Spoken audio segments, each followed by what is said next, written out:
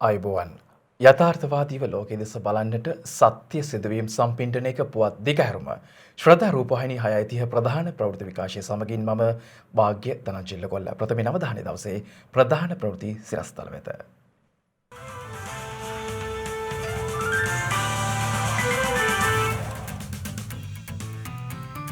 ශාසන ඉතිහාසයේ වැදගත් සිදුවීම් රැසක් සිදු වූ උතුම් බිනරපුර පසළොස්වක පොහෝ දිනය අදයි. අඩු ආදායම් ලාභීන්ට රැකියා ලබා දීම හෙට සිට ආරම්භෙයි. පාසල්වල 6 ශ්‍රේණියේ සිට 13 දක්වා ශ්‍රේණි හෙට සිට සාමාන්‍ය පරිදි.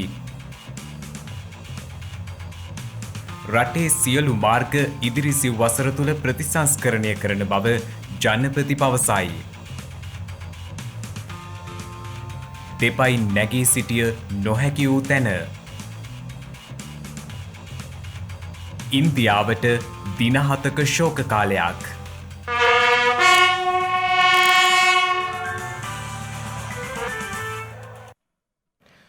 ව්‍යවහාර මාස ක්‍රමයට අනුව සැප්තැම්බර් මාසයේ යෙදෙන්නේ පින්බර බිනර පුන් පොහෝ දිනයයි.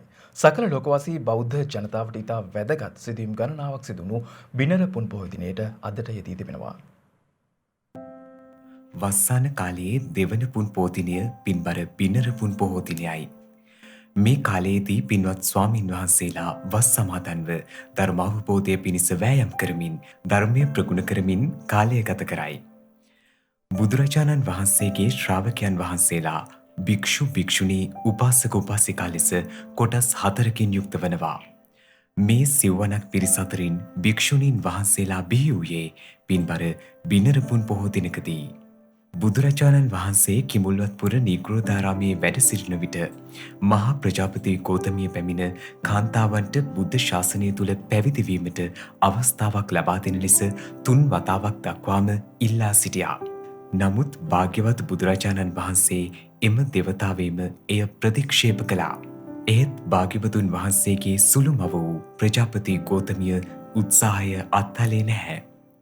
අපගේ භාග්‍යවතුන් වහන්සේ විශාලා මහනුවර කූටාකාර ශාලාවේ වැඩ හිඳින විට මහා ප්‍රජාපති ගෞතමිය 500ක් වූ ශාක්‍ය කුමාරිකාවන් සමග උතුම් පැවිදි බව අපේක්ෂාවෙන් හිස මුඩුකොට කසාවත් දරමින් කිඹුල්වත් නුවර සිට පාගමනින්ම විශාලාවට පැමිණියා. එදා පින්බර බිනර පුන් පොහෝ දිනයක්.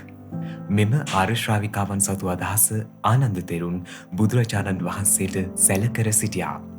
එහිදී අවසානයේ භාග්‍යවත් බුදුරජාණන් වහන්සේ ගරු ධර්ම 8ක් පනවමින් එම ගරු ධර්ම දිවි හිමියෙන් සුරකී නම් කාන්තාවන්ට උපසම්පදාව ලැබිය හැකි බව වදාළසේක. ආනන්ද ස්වාමින් වහන්සේ එම ගරු ධර්මට මහා ප්‍රජාපති ගෞතමිය හමුවේ පවසා සිටියා. ලස්සනට අඳින්න පළඳින්න කැමති තරුණ දරුවෙක් තමන්ට ලැබෙන මනරම් මල්තමක් ගෙන හිසේ පළඳින්නේ යම්සේද එලෙසින්ම මේ අෂ්ටකරු ධර්මත් හිස් මුදුනින්ම පිළිගන්නා බව පවසමින් මහා ප්‍රජාපති ගෞතමිය එම අෂ්ටකරු ධර්මයන් මහත් සතුටින් පිළිගනු ලැබුවා. එයින්ම ලෝකයට භික්ෂුණී සමාජය දායාද වුණා. මෙවැනි වැදගත් සිදුවීම් ගණනාවක්ම උතුම් බිනර පුන් පොහෝ දිනට යෙදී තිබෙනවා. මහමෙවුනාව භාවනා අසපු සංචිතයේ නිර්මාතෘවර අතිපූජනීය කිරිබත්ගොඩ ඥානානන්ද පින්වත් ලොකු ස්වාමීන් වහන්සේගේ පුණ්‍ය සංකල්පයකට අනුව සකල ලෝවාසීන් වෙත අමා ධර්මය පතුරවනු පිණිස රූපවාහිනී කලන මිතුරා ශ්‍රද්ධා රූපවාහිනිය බිහි වූයේ පින්බර බිනර පුන් පොහෝ දිනකදී. මෙවර ශ්‍රද්ධා බිනර පෝදා සජීවී විකාශය අද උදැසන සිට ශ්‍රද්ධා රූපවාහිනියත් ලක්විරු ගුවන්විදුලියත් ඔස්සේ සජීවීව විකාශය කරනු අතර තවදුරටත් එම වැඩසටහන් සදැහැති ඔබ වෙනුවෙන් ගෙන එනු ලබනවා. ඒ යටතේ ධර්මදේශනා, ධර්ම සාකච්ඡා, සීල භාවනා වැඩසටහන් සමගින් වැඩසටහන් පෙළක් විකාශය කෙරුණා. එමෙන්ම කොරෝනා වසංගත ව්‍යාප්තියත් සමග తాවකාලිකව නවතා තිබූ මහමෙවුනාව භාවනා අසපු සංචිතයේ පුන් පොහෝ දින සීල භාවනා වැඩසටහන් අද දිනයට යෙදෙන බිනර පුන් පොහෝ දින සිට යළිත් සදැහැති ජනතාව වෙනුවෙන් ක්‍රියාත්මක කර තිබුණා. වසර 2300කට වඩා ඉපැරණි පුරාවිද්‍යා වටිනාකම් සහිත පුරාණ රජමාවි හරස්ථානයක් සතු වටිනා දායාද විනාශ වී යන පොහොතක් අපිට වාර්තා වුණා. කෙසේ වෙතත් මෙවන් දායාද මතුවට සුරක්ෂා කිරීමේ වැදගත්කම ක්‍රමයෙන් විනාශ වී යන මේ සටහන් අපට සිහි කැඳවන කාරණාවක්. මේ අනුරාධපුර කල්ලංචිය ප්‍රදේශයේ පිහිටි මී මල්වැව පුරාණ රජමහා විහාරස්ථානයයි. බැලූ බැල්මට මෙහි ඇති සුවිශේෂීතාවයන් අතර ප්‍රධාන වන්නේ මෙම විහාරස්ථානය තුළ පිහිටි ගල්ලෙන්.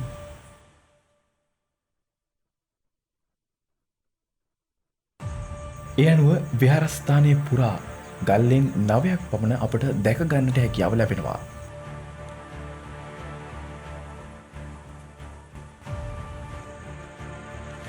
ගල්ලෙන් ඇතුලේ පිහිට ඇති විහාර මන්දිරත් මෙම විහාරස්ථානයේ ඓතිහාසික බව තවත් වැඩි කරනවා.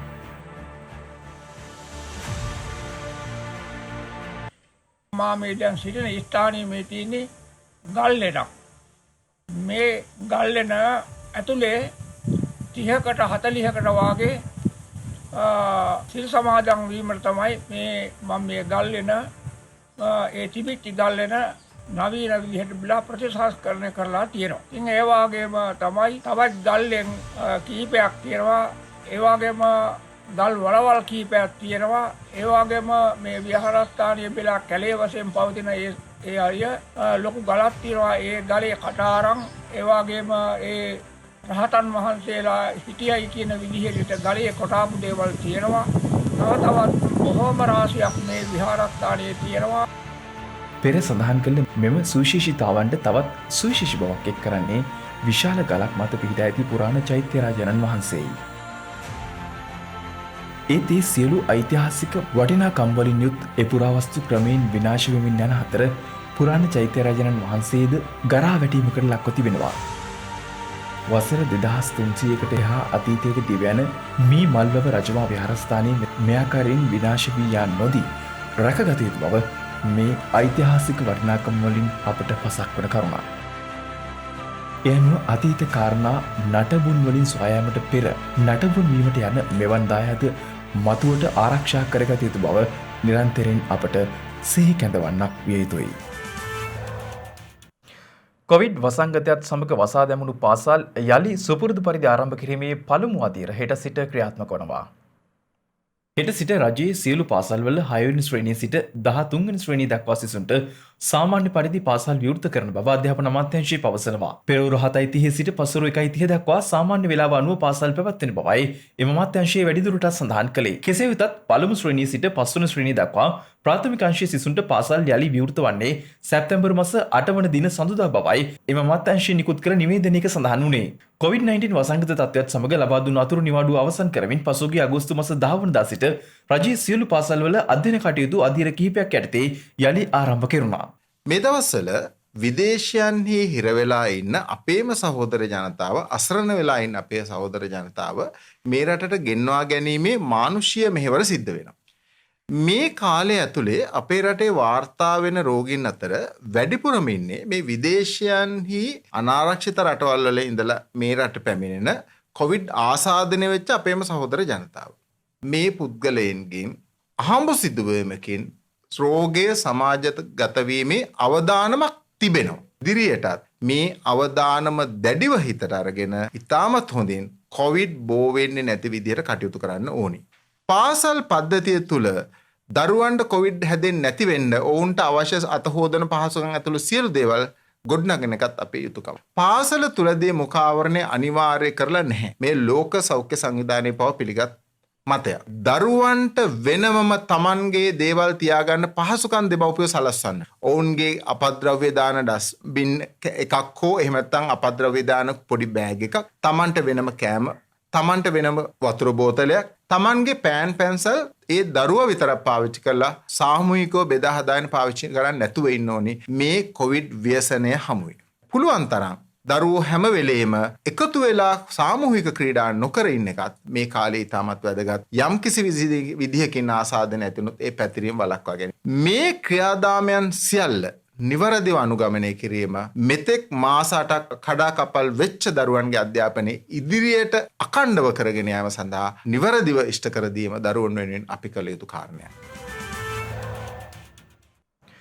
අද දිනේදී නව කොවිඩ් ආසාදිතයින් 22 දෙනෙකු හඳුනා ගැනීමත් සමග මෙරටින් වාර්තා වන COVID-19 ආසාදිතයින් සංඛ්‍යාව 3071ක් දක්වා ඉහළ ගොස් තිබෙනවා. මේ අතර ඊයේ දිනේදී නව කොවිඩ් ආසාදිතයින් 37 දෙනෙකු හඳුනාගෙන ලැබුණා. ඊයේ හඳුනාගත් ආසාදිතයන් අතර ඉන්දියානු ජාතික නාවිකයන් තිදෙනෙක්, එක්සත් අරාබි එමිරාජයේ සිට පැමිණි දෙදෙනෙක් සහ කටාර් සිට පැමිණි පුද්ගලයන් 32 දෙනෙකු වනවා. මේ අතර ඊයේ දිනේදී PCR පරීක්ෂණ 2020ක් සිදු කර ඇති බව COVID-19 පැතිරීම වැළැක්වීමේ ජාතික ක්‍රියාන්විත මධ්‍යස්ථානය පවසනවා. ඒ අනුව මෙරට PCR පරීක්ෂණ 2,26,111ක් සිදු කර ඇති බවයි එම මධ්‍යස්ථානය සඳහන් කළේ. මේ අතර කටාර්, කුවේට් සහ එක්සත් අරාබි එමිරාජයේ රැඳී සිටි ශ්‍රී ලාංකිකයන් 640 දෙනෙකු අදාළුවම කටුනායක ගුවන්තොටුපළ වෙත පැමිණ තිබෙනවා. ඒ අනුව කටාර් රාජ්‍යයේ දෝහාරෙහි සිට ශ්‍රී ලාංකිකයන් 59 දෙනෙකු දිවයිනට පැමිණි අතර කුවේටයේ සිට පැමිණි සංඛ්‍යාව 293ක්. ඔවුන් අතර කුඩා දරුවන් 30 දෙනෙකුද සිටින බවයි වාර්තා වන්නේ. මේ වන විට වෛරස් ආසාදනය වීමෙන් රෝහල්වල ප්‍රතිකාර ලබන පුද්ගලයන් සංඛ්‍යාව 180ක් වන අතර වෛරස් ආසාදිතයයි සැක සහිතව රෝහල්වල විමර්ශන යටතේ පසුවන පුද්ගලයන් සංඛ්‍යාව 54ක්. පුද්ගලයන් 2879 දෙනෙකු මේ වන විට සුවය ලබා රෝහල්වලින් පිටව ගොස් ඇති අතර මේ දක්වා මෙරටින් වාර්තා වන මරණ සංඛ්‍යාව 12ක්. අඩු ආදායම් ලාභීන්ට රැකියා ප්‍රදානය කිරීමේ වැඩපිළිවෙල හෙට දිනේ සිට ආරම්භ කිරීමට සැලසුම් කර ඇති බව නිවේදනයක් නිකුත් කරමින් ජනාධිපති මාධ්‍යාංශය සඳහන් කරනවා. එම මාධ්‍යාංශය සඳහන් කළේ අඩු ආදායම් ලාභීන් සහ නිපුණතාවක් රහිත ජන කොටස් ආර්ථිකමය වශයෙන් ශක්තිමත් කිරීම මෙම වැඩසටහනෙහි අරමුණ වන බවයි. ඒ අනුව දිලදු පවුල් වලින් තෝරාගත් ලක්ෂයක් දෙනා වෙත මෙහිදී රැකියා ප්‍රදානය කිරීමට නියමිතයි. මෙම තෝරා ගැනීමේ නිර්ණායක කිහිපයක් යටතේ සිදුවන බවයි ජනාධිපති මාධ්‍යාංශය සඳහන් කරන්නේ. ඒ අනුව අදාළ රැකියා අපේක්ෂකයින් කිසිදු අධ්‍යාපනයක් නොලද හෝ අධ්‍යාපන පොදු සහතික පත්‍ර සාමාන්‍ය පෙළට අඩු අධ්‍යාපනික මට්ටමක සිටින නුපුහුණු ශ්‍රමිකයන් වීම සහ අදාළ අපේක්ෂකයන් අයදුම්පත් කැදවනු ලබන අවසන් දිනට වයස අවුරුදු 18ට නොඅඩු සහ 40ට නොවැඩි විය යුතුයි. මෙලෙස රැකියා සඳහා තෝරාගන්නා පුද්ගලයින්ට මාස 6ක පුහුණු කාලයක් හිමි වන අතර ඒ සඳහා එක් පවුලකින් එක් ඉල්ලුම්කරුවෙකු ගැන පමණක් සලකා බැලීමට නියමිතයි. අයදුම්කරුවන් පදිංචි ගම් ආශ්‍රිත ප්‍රදේශවල පවතින රැකියා අවස්ථා සහ අයදුම්කරුවන් ඉල්ලා ඇති පුහුණු ශේෂ්ත්‍ර සියල්ලම සැලකිල්ලටගෙන අදාළ වෘත්තීය පුහුණුව තීරණය කරන බවයි ජනාධිපති මාධ්‍යාංශය සඳහන් කළේ. තමා පදිංචි ප්‍රදේශය තුළ හෝ ආසන්න ප්‍රදේශවල ඇති පුහුණු මධ්‍යස්ථානවලදී ඔවුන්ට පුහුණුව හිමි වන අතර සාර්ථක පුහුණුවකින් පසු රැකියා සඳහා නියුක්ත කිරීමටයි පියවරගෙන තිබෙන්නේ. මාස 6ක අකණ්ඩ පුහුණු කාලය තුළ මාසකට රුපියල් 22500ක දීමනාවක් ඔවුන්ට හිමි වනු ඇති. එම පුහුණුව සාර්ථකව නිම කිරීමෙන් පසු තමා පුහුණුව ලැබූ ශ්‍රේෂ්ඨයට අදාළව සිය ස්ථිර පදිංචි ප්‍රදේශය තුළ රජයේ අනුමත ප්‍රාථමික ශිල්පීය නොවන වැටුප් හා දීමනා හිමි රජයේ ස්ථීර තනතුරකට පත්වීමට පුහුණුලාභීන්ට අවස්ථාව ලැබෙන බවයි ජනාධිපති මාධ්‍යාංශය සඳහන් කළේ. ඒ අනුව වසර 10ක සතුටුදායක අකණ්ඩ සේවා කාලයක් සපුරාලීමෙන් පසු රජයේ විශ්‍රාම වැටුපකට හිමිකම් කීමටද රැකියා ලාභියාට අවස්ථාව උදා වනු ඇති බවද එම නිවේදනයේ සඳහන්. අදාළ ශේෂ්ත්‍ර රැකියා ප්‍රදානය ඉදිරිපත් කර ඇති නිර්ණායක මත පමණක් සිදු කරන බැවින් රැකියා ලාභීන් යම් තැනැත්තෙකුට මුදලක් හෝ කිසියම් ආකාරයක අලසක් දීම රැකියා අවස්ථාව ප්‍රතික්ෂේප වීමට හේතු වන බවයි ජනාධිපති මාධ්‍යාංශය වැඩිදුරටත් අවධාරණය කර සිටින්නේ. මේ අතර පසුගියදා ප්‍රකාශයට පත් කරන ලද අභ්‍යාසලාභී උපාධිධාරී පුහුණුව සඳහා අනියුක්ත කිරීමේ කටයුතු හෙට සිට ආරම්භ වීමට නියමිතයි. රටෙහි සියලු මාර්ග ඉදිරි සිව් වසර තුළ ප්‍රතිසංස්කරණය කරන බව ජනාධිපති ගෝඨාභය රාජපක්ෂ මහතා පවසනවා.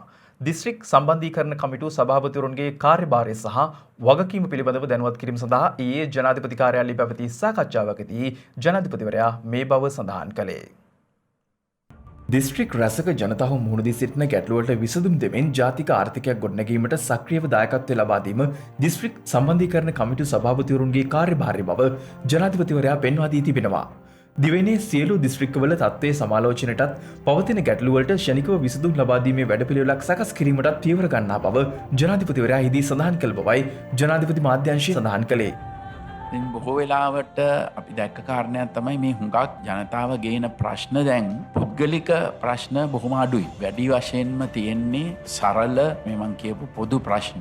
ඉතින් මේවා අයිඩෙන්ටිෆයි කරලා හඳුනාගෙන විශේෂයෙන්ම අමාත්‍යවරුන් රාජ්‍ය අමාත්‍යවරුන් සමග වැඩ කරලා මේවට විසඳුම් ගෙනෙන්නට ක්‍රියා කිරීම තමයි විශාල වශයෙන්ම තියෙන්නේ. ඉතින් හැම පළාතකම දිහා බැලුවම අපේ විශාල රාජ්‍යාංශයක් තියෙනවා. විවිධ නිලධාරීන් ඉන්නවා මේ හැම කාරණයකටම. කාර්යක්ෂමව ඒ නිලධාරීන්ව පාවිච්චි කිරීම හරහා අපිට මේ හුඟක් ප්‍රශ්න විසඳ ගන්නට පුළුවන්. මේ අතර බේරේ වැව ඉදිරිපිට ඉදිකරමින් පවතින අල්ටය නේවාසික හා වාණිජ්‍ය ගොඩනැගිල්ල ඊයේ පස්වරුවේ ජනාධිපති ගෝඨාභය රාජපක්ෂ මහතාගේ නිරීක්ෂණයට ලක්ව තිබෙනවා.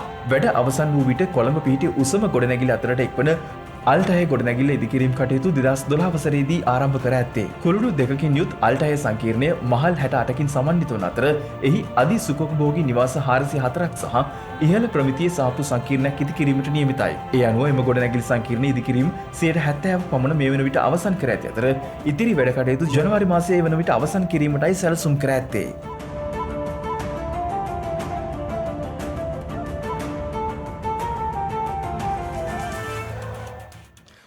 COVID-19 වසංගතය හේතුවෙන් දිවයිනට පැමිණි විදේශ ශ්‍රමිකයන් පිළිබඳව දත්ත රැස්කිරීමේ මධ්‍යස්ථානයක් කම්කරු අමාත්‍යාංශය පිහිටීමට තීරණය කර තිබෙනවා. කම්කරු අමාත්‍ය නිමල් සිරිපාල සිල්වා මහතා ඊයේ පැවැත් වූ සාකච්ඡාවකදී මෙම තීරණයට එළඹ ඇත්තේ. ඊයේ කම්කරු අමාත්‍යාංශයේදී සංක්‍රමණය සඳහා වන ජාත්‍යන්තර සංවිධානයේ ශ්‍රී ලංකාව සහ මාලදිවයින සඳහා වන ප්‍රධානී සරත් දාශ් මහතා සහ කම්කරු අමාත්‍ය නිමල් සිරිපාල සිල්වා මහතා මෙම සාකච්ඡාව පවත්වා තිබෙනවා. එහිදී අදහස් දැක්වූ නිමල් සිරිපාල සිල්වා මහතා සඳහන් කළේ දත්ත රැස් කළ පසු රටවල් සමග සාකච්ඡා කර රැකියා අහිමි වූ අයට වන්දියක් හෝ දීමනාවක් ලබා ගැනීමට කටයුතු කරන බවයි. දැනට මේ කොරෝනා ආසාදනය නිසා ලංකාවට පැමිණි රැකියා අහිමි වුණු පුද්ගලයන් පිළිබඳව පූර්ණ දත්ත සටහනක් අප සතුව නැහැ. ඒ නිසා එම දත්ත සටහන සකස් කිරීම සඳහා අපිට ආධාර කරන ලෙස මම මේ සංවිධානයෙන් ඉල්ලා සිටියා. ඒ අනුව ඉතා ඉක්මනින් ඒ දත්ත එක්රැස් කරලා ඒ රටවල් අනුව වර්ගීකරණය කරලා පූර්ණ දත්ත සටහනක් ඉතා ඉක්මනින් සකස් කරලා අවසන් කිරීමට අපි බලාපොරොත්තු වෙනවා. එසේ දත්ත පිළිබඳව නියමිතව සටහනක් සකස් කරයින් පස්සේ ඒ රටවල් සමග සාකච්ඡා කරලා රැකියා අහිමුණු ඔවුන්ට යම් ආකාරයක වන්දියක් හෝ ප්‍රසාද දීමනාවක් හෝ ලබා ගැනීම සඳහා අපි ජාත්‍යන්තර මට්ටමින් රජය කටයුතු කිරීමට ඉදිරිපත් වන බවත් මම කියන්නට කැමැතියි. හදවතත් අකන්මන්‍ය වූ විට නැවත එය පැනගැනීම සඳහා මෙරට පළමුවරට නිර්මාණය කළ පපු තෙරපුම් යන්ත්‍රය හඳුන්වා දීම ඊයේ සිදු කෙරුණා. ඒ කොළඹ විශ්වවිද්‍යාලයේ වෛද්‍ය පීඨයේදී. ඒ අනුව මෙම නිර්මාණය සිදු කර තිබෙන්නේ කොළඹ වෛද්‍ය පීඨයේ අවසන් වසරේ ඉගෙනුම ලබන දිල්ෂාන් අබේවර්ධන නම් වෛද්‍ය ශිෂ්‍යයයි. ජනමාධ්‍ය අමාත්‍ය කේලිය රඹුකැල්ල මහතාගේ ප්‍රධානත්වයෙන් මෙම නව හඳුන්වාදීම සිදු වුණා. මෙතෙක් පර්යේෂණ මට්ටමේ පැවති මෙම නිර්මාණය බිහිවීමත් සමග ඉදිරියේදී විදේශ රටවල සිදු කරන අයුරින් යාන්ත්‍රික පපු තෙරපුම් ක්‍රියාවලිය මෙරට සිදු කිරීමට හැකි වනු ඇති. මෙතෙක් මෙරට සිදු වූයේ එවැනි රෝගියෙකු සඳහා දෑතින් පපු තෙරපුම ලබා දීමයි. මැෂින් එක ඉක්මනින්ම ඩෙවලොප් කරලා අපි අපේ විශ්වවිද්‍යාලයේ මහාචාර්යවරු ඒ වගේම අපේ පීඨාධිපතිතුමා ඇතුළු සියල්ලම සමග එකතු වෙලා මේ මැෂින් එක යම් තාක් දුරකට ගෙනාවා.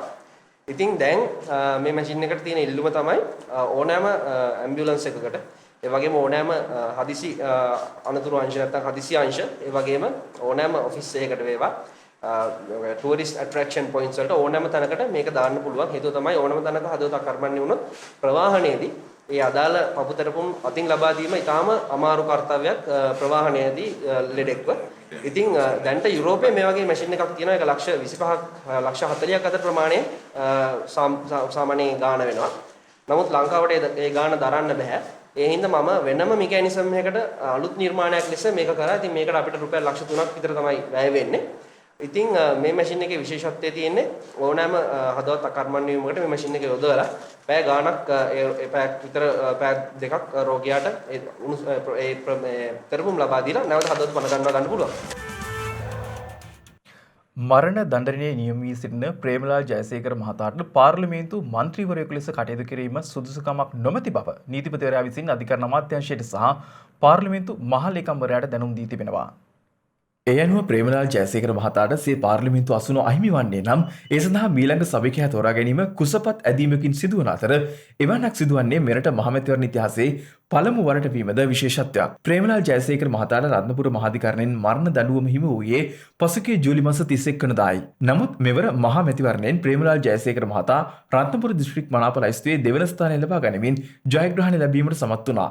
එයනුව බන්ධනාගාරගතව සිටින ප්‍රේමලාල් මහතා එළඹෙන 8 වෙනිදා පාර්ලිමේන්තුව වෙත රැගෙන එන ලෙස කතානායකවරයා විසින් බන්ධනාගාර කොමසාරිස් ජෙනරාල්වරයාට දැනුම් දී ඇති බවයි වාර්තා වන්නේ. කෙසේ නමුත් මරණ දඬුවමට ලක්වූවෙකු මහජන නියෝජිතයෙකු ලෙස ක්‍රියා කිරීම ගැන බන්ධනාගාර නීති රෙගුලාසිවල සඳහන් නොවන බව පවසමින් එහි කොමසාරිස් ජෙනරාල්වරයා අධිකරණ අමාත්‍යාංශයෙන් ඒ පිළිබඳව විමසූ අතර අධිකරණ අමාත්‍යාංශයේ නීතිපතිවරයාගේ මතය විමසා තිබුණා. ඒ අනුව නීතිපතිවරයා දැනුම් දී ඇත්තේ ආණ්ඩුක්‍රම ව්‍යවස්ථාවට අනුව ප්‍රේමලාල් ජයසේකර මහතාට පාර්ලිමේන්තු මන්ත්‍රීවරයෙකු ලෙස ක්‍රියා කිරීමට සුදුසුකම් නොමැති බවයි. දැන් සෙව් දෙසින් වාර්තා වූ පුවත් කිහිපයක් සමගින් සෙව් දෙස පුවත්.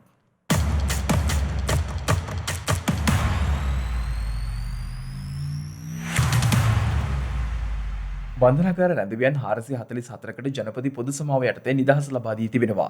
මොවුන් අතර කාන්තා රැඳවියන් 18 දෙනෙකුද සිටින බවයි බන්ධනාගාර කොමසාරිස් ජෙනරාල් තුෂාර උපුල්දිනිය මහතා සඳහන් කළේ. වැලිකඩ බන්ධනාගාරයේ රැඳවියන් 83 දෙනෙකු, මැගසින් බන්ධනාගාරයේ 6 දෙනෙකු, අනුරාධපුර බන්ධනාගාරයේ 28 දෙනෙකු සහ කුරුවිට බන්ධනාගාරයේ 35 දෙනෙකු මෙලෙස පොදු සමාව යටතේ නිදහස ලැබූ පිරිස අතර වනවා. එමින්ම පල්ලේකැලේ බන්ධනාගාරයේ 54 දෙනෙකුට, අඟුරුකල පැලැස්ස බන්ධනාගාරයේ 20 දෙනෙකුටද යනුව නිදහස ලබා දීමටයි කටයුතු යොදා ඇත්තේ. බන්ධනාගාර තුළ ඇති තදබදය අවම කිරීම සඳහා මෙම රැඳවියන් නිදහස් කළ බව බන්ධනාගාර දෙපාර්තමේන්තුව පවසනවා. ඊයේ සවස 5:30ට පමණ ඇති වූ දැඩි වර්ෂාවත් සමග එකවර පැමිණි දැඩි සුළඟකින් මහියංගනය රිදී මාලියද්ද ප්‍රාදේශීය ලේකම් කොට්ටාශයේ බුබුල හා කුරුවි තැන්න වසමින් නිවාස 20කට අධික ප්‍රමාණයකට හානි සිදුව තිබෙනවා. ප්‍රදේශය පුරා විශාල ගස් රැසක් කඩා වැටි විදුලි බලයද බිඳ වැටී තිබෙනවා. රිදී මාලියද්ද ප්‍රාදේශීය ලේකම් කොට්ටාශයේ ග්‍රාම නිලධාරීවරුන් වසම් තුල ඇවිදමින් සිදුව ඇති හානි පිළිබඳව තක්සේරු වාර්තා ලබා ගැනීම සිටින බවයි අපවාර්තාකරු සඳහන් කළේ.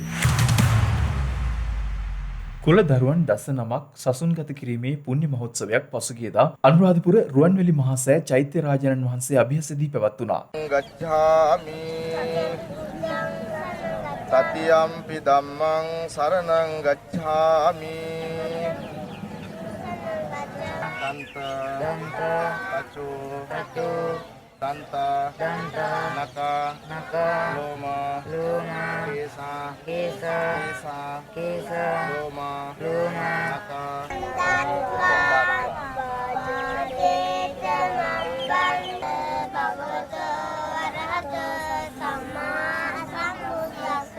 ගාල්ල ඉන්සයිට් පත්ත ශ්‍රී සුදර්ශන ශ්‍රී ජාත්‍යන්තර බෞද්ධ මධ්‍යස්ථානය මගින් මෙම උතුම් වූ පැවිදි පින්කම සංවිධානය කර තිබුණා.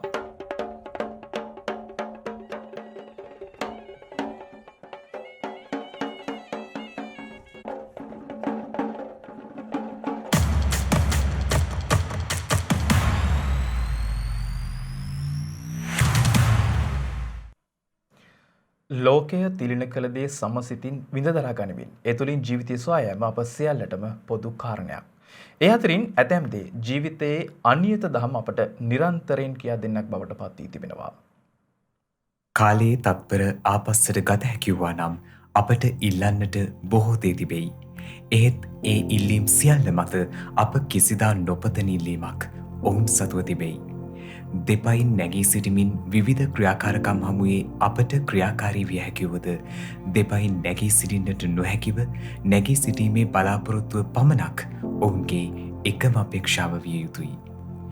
දකුණු තුර්කියේ ඈතේ පිට පිහිටි හාතේ පළාතේ දුෂ්කර ගම්මානයක රෙසිට් හා හැසිට් ඇතුළු පවුලේ සියලු දෙනායි මේ විදියට දෙපයින් නැගී සිටීමේ බලාපොරොත්තුව පෙරදැරිව සිටින්නේ. දරුවන් 19 දෙනෙකුගෙන් යුත් එම පවුලේ දරුවන් 12 දෙනෙකුම සාමාන්‍ය පුද්ගලයන් විදියටම දෙපයින් නැගී සිට ඇවිද යද්දී අනෙක් 7 දෙනාටම උරුම වී තිබුණේ සිය දෑත් පොළව මත තබමින් දෙපයින් නැගී සිටගත නොහැකිව අපහසුවෙන් ඇවිද යාමටයි.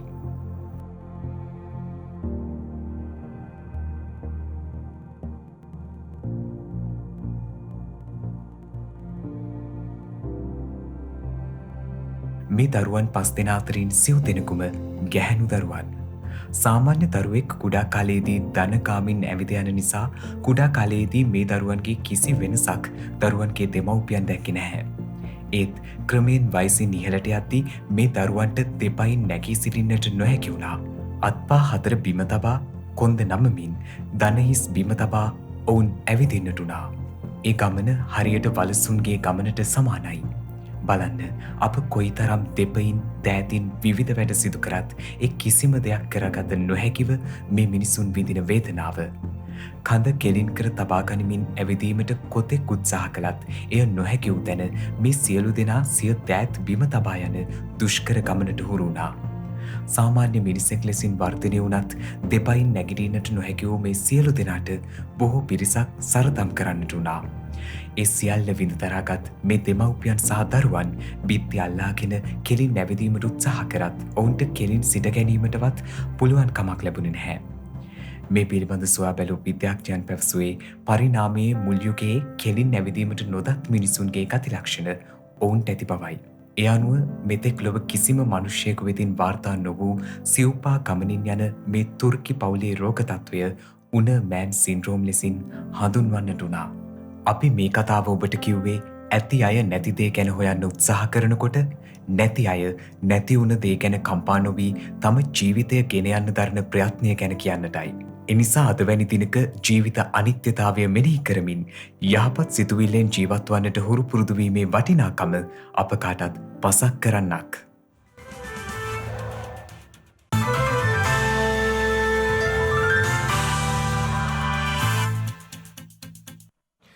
ඉන්දිය හිටපු ජනාධිපති ප්‍රනාප් මුකර්ජී මහතාගේ අභාය වෙනුවෙන් ඉන්දියාවේ දින 7ක ශෝක කාලයක් ප්‍රකාශයට පත් කර තිබෙනවා. මිය යන විට 84 වන වියේ පසු වූ මහතා පසුගිය 10 වනදා මොළයේ සැත්කමක් සිදු කිරීමත් සමග අසාධ්‍ය තත්ත්වයේ පසු වූ බවයි ඉන්දිය මාධ්‍ය වාර්තා කළේ. මේ අතරතුර ප්‍රනාප් මුකර්ජී මහතාට COVID-19 වෛරසයද ආසාදනය වී ඇති බවට තහවුරු වී ඇති බවයි විදෙස් මාධ්‍ය වාර්තා කළේ. ඒ අනුව එතුමන්ගේ අභාවය වෙනුවෙන් දින 7ක ශෝක කාලයක් ප්‍රකාශයට පත් කිරීමට ඉන්දිය රජය පියවරගෙන තිබෙනවා. හිටපු ජනාධිපති ප්‍රනාප් මුකර්ජී මහතාට ගෞරවය දැක්වීමක් වශයෙන් ඉන්දියානු රජය විසින් මෙම ශෝක කාලය ප්‍රකාශයට පත් කර ඇති බවයි ඉන්දිය මාධ්‍ය වාර්තා කරන්නේ. ඒ අනුව එරට සියලු විනෝදාස්වාද ක්‍රියාකාරකම් తాවකාලිකව අත්හිටුවා ප්‍රාන්ත දජ අඩකුඹු කර තබන ලෙසයි එරට රජය විසින් සියලු ප්‍රාන්ත වෙත දන්වා ඇත්තේ. මේ අතර ලොව වැඩිම කොරෝනා ආසාදිතයින් සහ මරණ සංඛ්‍යාවක් ගත වූ පැය 24 තුළද ඉන්දියාවෙන් වාර්තා වුණා. ඒ අනුව ගත වූ පැය 24 තුළදී ඉන්දියාවෙන් නව කොරෝනා වෛරස් ආසාදිතයින් 68770ක් වාර්තා වූ අතර වාර්තා වූ මරණ සංඛ්‍යාව 818ක්. මේ අතර නව කොරෝනා වසංගතයේ ආරම්භයේ සිටම අවම වශයෙන් ඉන්දුනීසියානු වෛද්‍යවරුන් 100 දෙනෙකු වෛරසයට ගොදුරුව මියගොස් ඇති බව එරට වෛද්‍ය සංගමේ සභාපති ඩේන් ෆාකික් මහතා එරට මාධ්‍යයට නිවේදනයක් නිකුත් කරමින් පවසනවා. එමෙන්ම රෝගයට ගොදුරු අනිකුත් සෞඛ්‍ය සේවකීන්ගේ සංඛ්‍යාවද අකණ්ඩව ඉහළ යමින් පවතින බවයි එම නිවේදනයේ වැඩිදුරටත් සඳහන් වී ඇත්තේ. පසුගිය පැය 24 තුළ ඉන්දුනීසියාවේ නව කොරෝනා ආසාදිතයින් 2743ක් හඳුනාගෙන ඇති අතර වාර්තා වූ මරණ සංඛ්‍යාව දැක්ුණේ 74ක් ලෙසයි. ගෝලීය කොරෝනා ආසාදිත සටහනේ පළමු වන ස්ථානයේ පසුවන ඇමරිකාවේ සමස්ත කොරෝනා වෛරස් ආසාදිතයින් සංඛ්‍යාව මිලියන 6ක් වූ අතර එරටින් වාර්තා වන සමස්ත කොරෝනා මරණ සංඛ්‍යාව දැක්වෙන්නේ 1,87,736ක් ලෙසයි. එමෙන්ම මේ වන විට කොරෝනා වෛරසය හේතුවෙන් ගෝලීය වශයෙන් වාර්තා වන සමස්ත ආසාදිතයින් සංඛ්‍යාව මිලියන 25ක් ඉක්මවා ඇති අතර වාර්තා වන සමස්ත කොරෝනා මරණ සංඛ්‍යාව ලක්ෂ 8 සීමාවද ඉක්මවා ගොස් තිබෙනවා.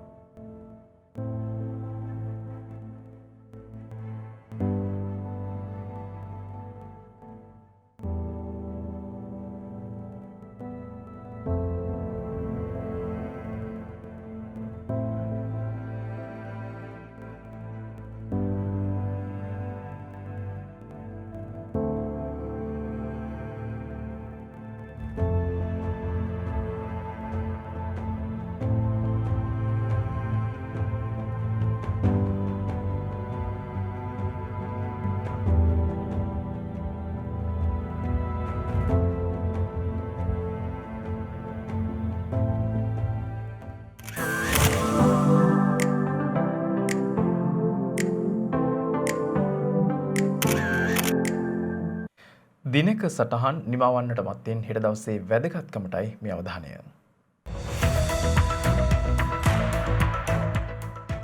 හෙට සැප්තැම්බර් 2 වෙනිදා බුදු සසුනට නව පරිච්ඡේදයක් එක් කරමින් පොසොන් පොහොය දින සිට දින 90ක් පුරා මිහින්තලයේදී පැවති මහා ත්‍රිපිටක ධර්ම සජ්ජායනාව සමාප්ත කර තිබෙන්නේ 1982 සැප්තැම්බර් මාස හෙට වැනි දිනකයි. මෙම ධර්ම සජ්ජායනාවේදී සූත්‍ර පිටකයත් විනය පිටකයත් පරාජිකා පාළියේ සිව්වැටි පරාජිකාවත් සජ්ජායනා කොට අවසන් කර තිබෙනවා. මෙම ධර්ම සජ්ජායනාව සඳහා ත්‍රිනිකායික මහා සංඝයා වහන්සේලා 453 නමක් සහභාගී වී තිබෙනවා. අමරිකා එක්සත් ජනපද රජයේ ආදායම කළමනාකරණය කිරීම සඳහා කොංග්‍රස් පනතක් මගින් එරට බාණ්ඩාකාර දෙපාර්තමේන්තුව පිහිටවනු ලැබුවේ 1789 සැප්තැම්බර් මස 6 වැනි දිනකයි. බාණ්ඩාකාර දෙපාර්තමේන්තුව යනු විධායක දෙපාර්තමේන්තුවක් ලෙස සේවය කරන එක්සත් ජනපද ෆෙඩරල් රජයේ ජාතික බාණ්ඩාකාරයයි. දෙවන ලෝක සංග්‍රාමයේදී ජපන් ජාතිකයන් විසින් වියට්නාමය අත්පත් කරගත් අතර 1945දී එම යුද්ධය අවසන් වූ පසු වියට්නාමයේ බලරික්තයක් නිර්මාණය වුණා. ඒ අනුව අගෝස්තු විප්ලවයේදී අත් කරමින් වියට්මින් සංවිධානයේ නායක හෝ චි මින් වියට්නාමයේ නිදහස ප්‍රකාශයට පත් කළේ 1954 අගෝස්තු මාස 6 වැනි දිනකයි. ඒ වියට්නාම් ප්‍රජාතන්ත්‍රවාදී ජනරජයේ නව නාමය යටතේ.